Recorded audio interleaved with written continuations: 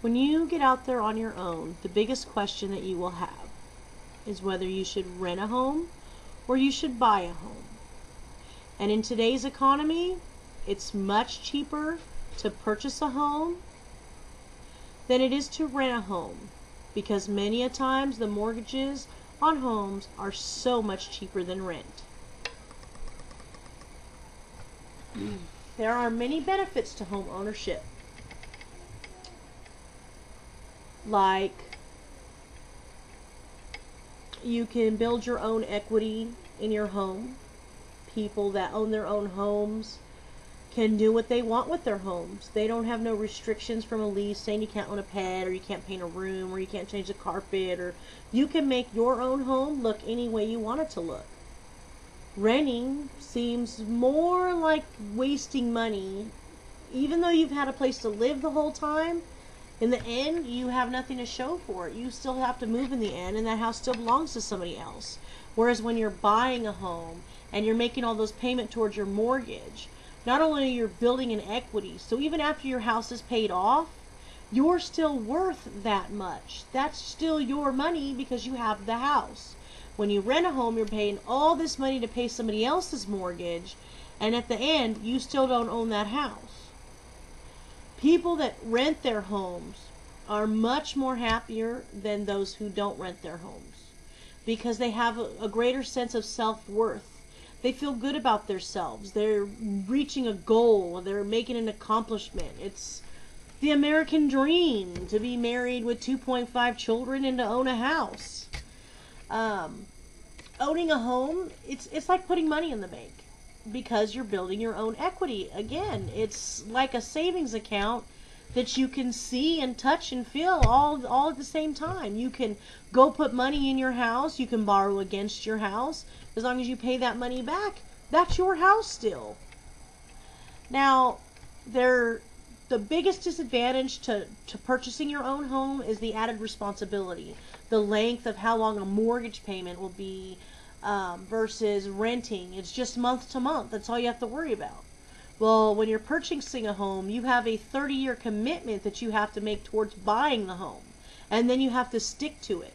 Otherwise, it can damage your credit, and the fallout could be horrible, and then that's just the way that it is. Now, here's some of the benefits to owning your own home. We talked about having a greater sense of self-worth, how you can gain credit with the credit bureau, and you can gain credit in your home, in yourself. Purchasing your own home can get you a tax write-off with the government. That's always good. Everybody loves a tax write-off. We talked about how you can make your own rules in your home. And the one thing we didn't talk about is stability.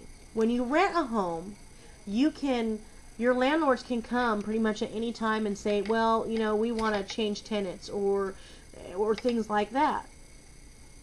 And kick you out for no reason at all. But when you own a home, you are the one that decides when you leave, or if you even want to leave.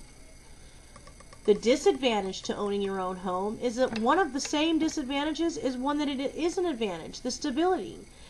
Owning your own home makes it harder, way more difficult for you to be. You can't just pick up and go when you own your own home. You have to take care of it. You have to make your own repairs. So if the toilet breaks, you have to fix it yourself. You can't just call the landlord and say, hey, can you come fix this for me? You have to call the plumber yourself and pay to have it fixed. The 30-year set payment rate, that can be a disadvantage. Many people can think of that as really stressful. The overall outcome of the numbers can be a little overwhelming at times. But there's ways you can tell if you're ready to buy your first home once you've weighed out the pros and cons, like we just did. And here's some steps to decide if you're ready. In order for any the first thing you need to know is that in order for any creditor to even consider giving you a loan for a home, you need a credit score of at least 620. You need to have been working at the same job for at least a year, and always be prepared to have at least 20% saved up for a down payment with references. Once you have all that, you can get started. You want to find a good real estate agent you can trust, create a budget and stick to it, Decide what you're looking for in a permanent dwelling, plan for the future, and then make an offer. And although renting is easier, the overall outcome of home ownership is far more rewarding. Making your own decision leads to better, healthier lifestyles, and it's a sense of stability that renting will never give you.